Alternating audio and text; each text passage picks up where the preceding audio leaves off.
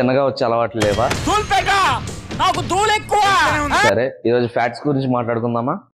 అంటే ఈ ఫ్యాటా కాదు, ఫుడ్ లో వచ్చే ఫ్యాట్స్ గురించి.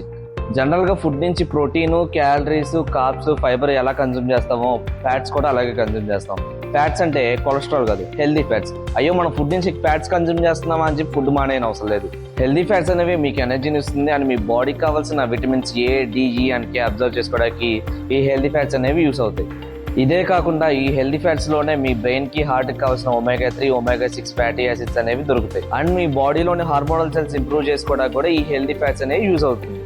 అంటే మనకు దొరికే ఫుడ్, పాలు, సీడ్స్ వీటన్నిటి నుంచి హెల్దీ ఫ్యాట్స్ వస్తాయా? నువ్వు చెప్పిన ఫుడ్ ఐటమ్స్ అన్ని డిఫరెంట్ టైప్స్ ఆఫ్ ఫ్యాట్స్ లో వస్తుంది. Unsaturated fat, saturated fat, trans fats. ఈ అన్సాచురేటెడ్ ఫ్యాట్ లో కూడా 2 టైప్స్ ఉన్నాయి, MUFAS, PUFAS. అంటే mono unsaturated fats, poly unsaturated fats. వీటన్నిటికీ డిఫరెన్స్ చెప్తా విను.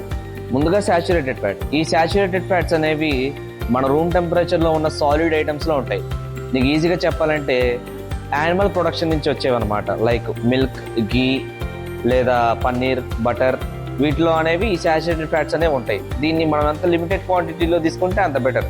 డోసేజ్ ఓవర్ అయిందో కొలెస్ట్రాల్ కూడా పెరుగుతుంది. ఈ ట్రాన్స్ ఫ్యాట్స్ అనేవి జంక్ ఫుడ్ లో ఉంటాయి. అంటే ఓవర్లీ కుక్డ్ ఆయిల్ లేదంటే ఫ్రైడ్ ఐటమ్స్, బయట దొరికే ఈ జంక్ ఫుడ్ లో ఉన్న చెత్త అంతా దీంట్లోనే ఉంటుంది అనమాట. ఈ మోనో అన్సాచురేటెడ్ ఫ్యాట్స్ లో మనకి ఆలివ్ ఆయిల్, ఆల్మండ్స్ ఇలాంటి కొన్ని నట్స్ అనేవి ఉంటాయి.